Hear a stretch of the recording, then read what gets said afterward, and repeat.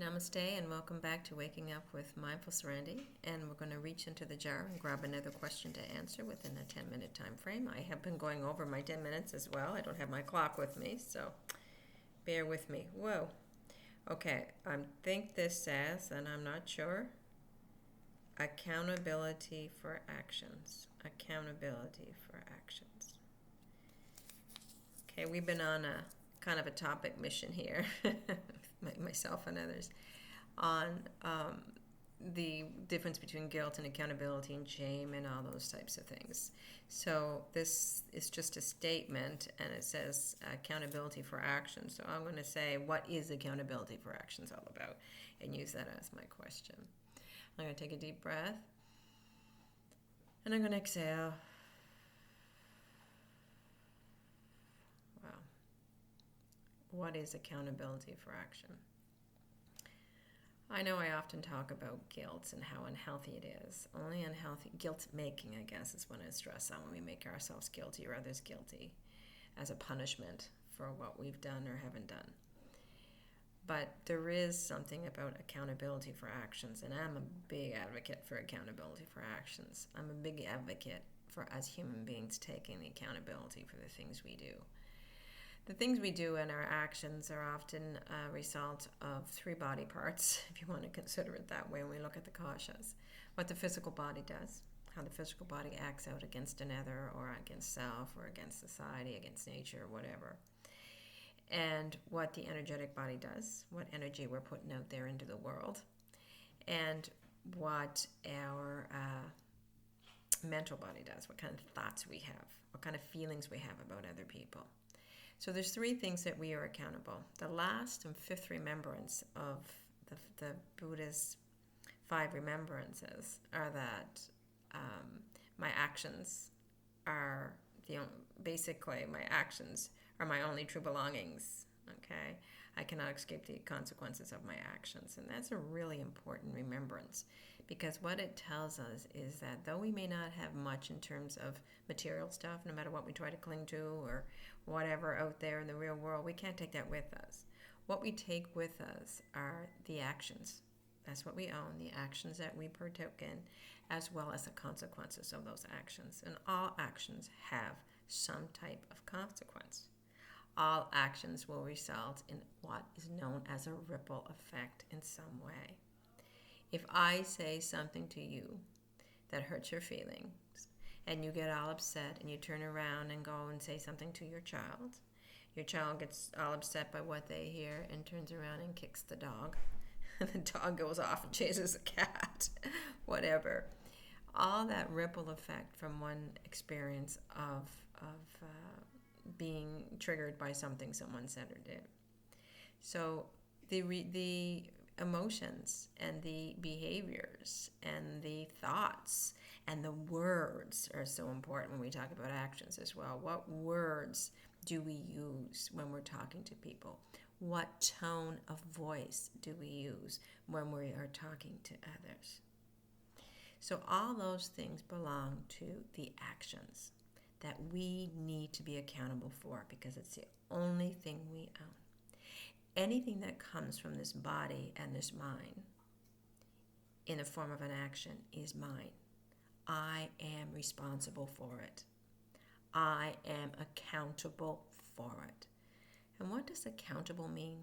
Accountable means is that I'm owning it and I'm ready to accept the consequences for it, right? That's what accountability is. I love the way I first heard Sadhguru refer to responsibility, and I never even thought of the word that way, and I'm a person who loves words and loves taking them apart and putting them back together, but responsibility is the ability to respond. We all have an ability to respond, and we all have an ability, if we so choose to, without taking that pause between the stimulus and the response, to react in an unhealthy way. We spend much of our actions in reactive mode instead of responding mode, instead of honoring that responsibility we have been gifted with. We go right from what someone says to us to hitting them in the face. So there is no pause between the stimulus, what someone had said to us, and our action, the response. We go reactive mode and we punch. But if we could stay in that space between the stimulus, and again, I'm talking about classical and operant conditioning here when I use those terms, stimulus and response, and I'm going back to what Pavlov and Skinner and many other classical and operant conditioning would have talked about and would have taught, right? But there is this space. Say, if I look at Pavlov, for example, when he did his experiment on the dogs, I don't know if you're familiar with that one. Classic experiment where he was trying to get the dogs to salivate at the ringing of a bell. And so it was all about, the stimulus being the bell and the response being the dog salivating, and how long did it take and how did he work that. But regardless, there is a pause between there where you have a chance to think and get back into responsibility rather than reactivity mode, so that you realize I am accountable for whatever I do here. I am responsible for whatever I do, for every effect this has. I am responsible and I am accountable for.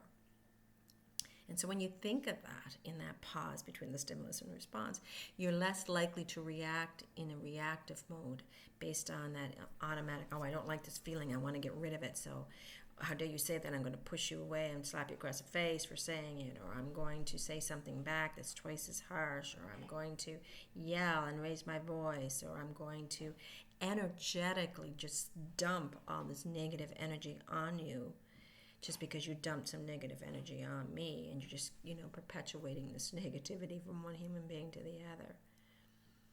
Regardless of what we do action-wise, we need to be responsible and need to be accountable and recognize our accountability, right?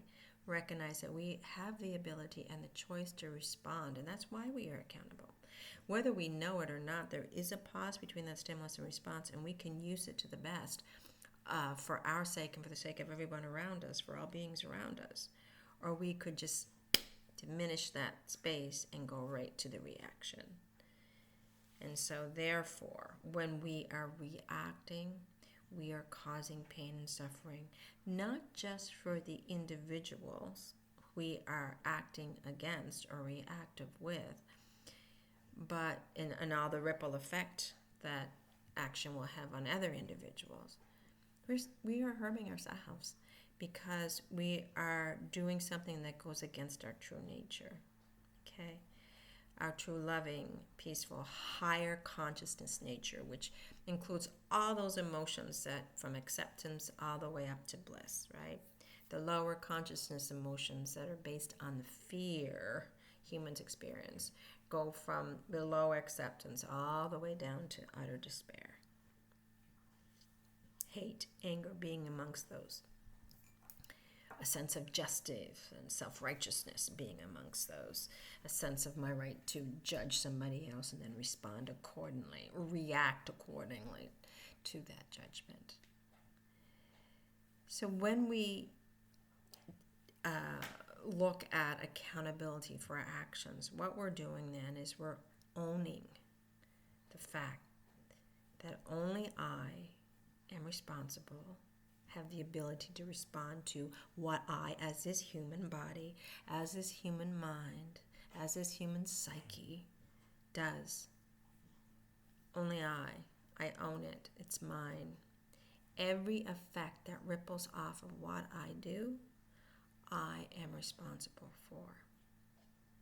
Now, accountability is not guilt. And I talk about guilt as it can be a thing that prevents us from growing spiritually because it keeps us stuck and low, and it's too close to shame, and it's an emotion that's lower negative. Guilt is in those fear emotions. It's definitely entangled with fear and shame.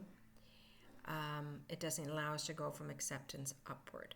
So acceptance of behavior, acceptance of our behavior, acceptance of behavior of another's is the first step to take, the first thing to contemplate when we're in that response mode, that space between response and stimuli. when we are there and we're saying it, oh my gosh, I have to accept that they said this. Because when we push away and we punch and we react, we are resisting that it actually happened. We're not resisting so much what they did, but we're resisting the way it makes us feel inside. Because really, no matter what they did, all they're doing is triggering something that's already within us, right? A samskara. They hit a samskara, and now it's coming up to the surface, and we're having to deal with that awful emotion because what's stuffed with pain comes up with pain. You know, at the same time we're dealing with what happened out here and what they may have said. So when we are responsible and accountable, we don't want to get lost in guilt either. We don't want to squish it all, because guilt helps with suppression, repression, and it keeps us small and entangled in our fear emotions. We want to rise up to acceptance and allowance. This is what happened, and we want to expand from that to eventually, oh, God, appreciate this. Okay, this is going to help me to learn. It's going to help me to release some scares. This is good for me. All the way up to bliss, so that we're not even one bit disturbed by what the other person does, either physically, energetically, or mentally, which mental includes our thoughts as well as our feelings and emotions. So we just want to advance up. So we want to learn to be accountable for our actions, knowing that's the only thing we own, the only things that we can take with us. And we want to reduce karma, and we won't get too much into karma here, but karma that we have accumulated, we want to reduce. We don't want to accumulate too much more, nor do we want to spend, pour any negative energy over another being. We're here to love, we're here to feel happy, we're here to have fun, we're here to learn, we're here to grow and expand, all in those higher level emotions. And that starts with being accountable for the actions that we as a body and a mind do. We do have a choice. We have the ability to respond. And we are able to own what we do. And knowing that, we're less likely to react and cause harm to another. At the same time, we're less likely to wallow in guilt and shame. We will gain true self-esteem with a capital S by recognizing who we are at the deepest level. Well, that's all I have to say about that. I hope it makes a little bit sense. Thank you so much for joining me. Namaste.